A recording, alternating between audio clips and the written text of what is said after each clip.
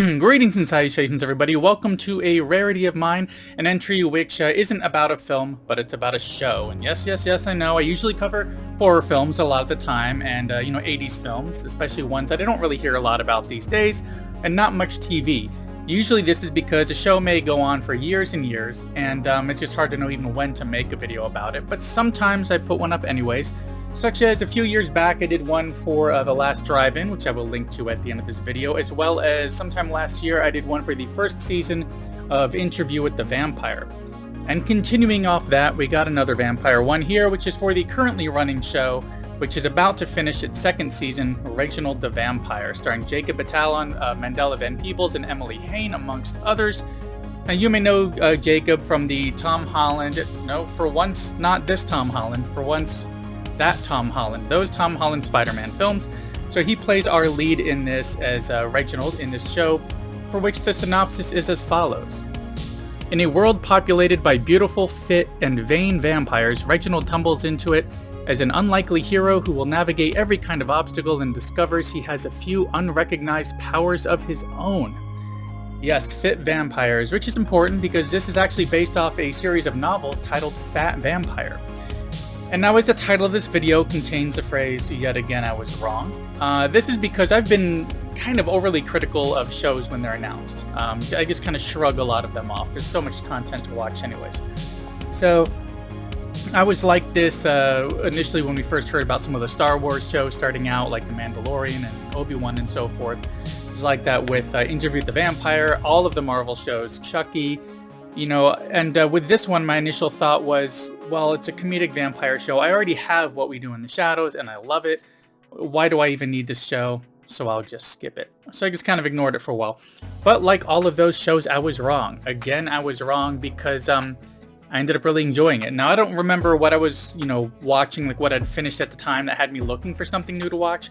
Acolyte is still going. Doctor Who was mid-season at the time that I started watching this. But I think it's because I kept seeing SyFy, the channel that runs this, running a lot of ads on social media, the same way that they do for both Chucky and Resident Alien, two other shows that I really enjoy. So I just decided to go ahead and pop on Hulu and give this a try. Give it the old 3-episode try of a show, see if I like it. I made it about maybe halfway through that first episode before I knew I was at least going to see this first season through to the end and see if I enjoyed it, which I did.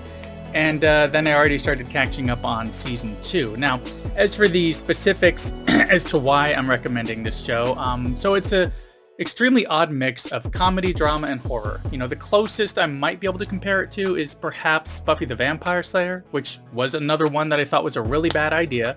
And then years after it was on, I think somewhere around the 4th season, I finally started giving that one a try, got hooked, and really loved it. And like Buffy and, pretty much any show in its pilot episode, that first episode is just there to kind of give you the hook and the idea of what that show is. It's definitely not going to be the best representation for what that show eventually develops into. I always consider pilots are always going to be the worst that show probably shows. So if I enjoy it in any way, to just go ahead and continue on. But in this first episode, we have our initial pilot setup.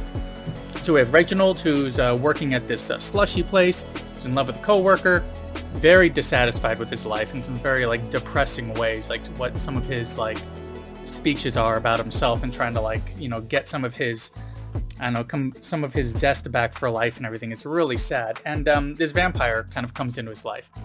Seeing his desire for this girl that he works with and his depression about life, he glamours him. A little mind control like they do in True Blood and other vampire stories too. Finally gets to ask this girl out on a date. Just cheer up, go for it, and see what happens. So all is well and fine. But some situations happen, and again, I'm going to avoid some spoilers, so some of this may be kind of vanilla, but some situations happen which lead to Reginald becoming a vampire himself, which is problematic because now he is not only going to have to adjust to this new life or this new being, but he will be, as he states, dealing with perpetual body image issues for all of eternity, because his body won't change and he won't age. Now, at the time of this video, we are about 2 to 3 episodes left in this second season. I'm eagerly awaiting those, but from what I've seen so far up to this point, I really feel like I have a gem of a show here. That mix of the comedy, drama, and horror continues throughout. Some outright silly situations, just really laughable, such as him, dealing with the sensitivity to light, trying to learn how to even feed, and trying to hold down this job while keeping up with kind of trying to get with that girl that he likes. Plus his others are kind of catching on that there's something different about him. There's all these other subplots starting to develop. And, you know, really with him trying to be with that girl, that's an issue because he's a vampire and she's not, and that may just not work.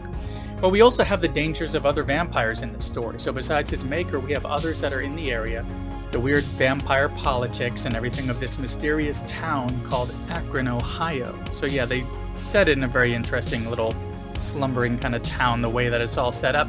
And with that, he's got a bully of a coworker that he has to deal with. I mean, there's just a lot of stuff going on.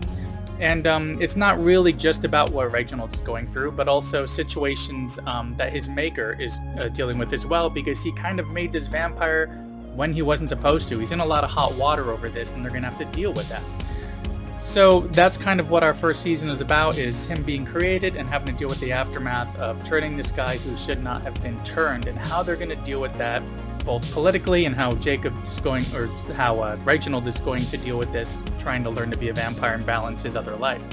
But what's really weird about this is not just how they kind of balance that comedy, horror, and drama, as I've seen other shows like Buffy again do that, or I've seen the action sci-fi drama on things like either Firefly or you know, Battlestar Galactica, and of course Firefly having a lot more comedy thrown in there as well. But it's also how some of that drama comes across, how heartfelt it comes out on this show, especially for how short of a time it takes to, not just for some of those moments to kind of play out and set themselves up, but for them to actually work. You know, I've seen a lot of films and shows where they throw something dramatic and heartfelt my way, but I'm not invested in the characters or in the story enough to really care.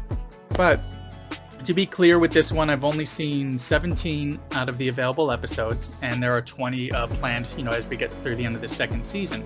But, you know, even in that first episode, Reginald really pulled me in, his life, his coworkers, his friends, and everything.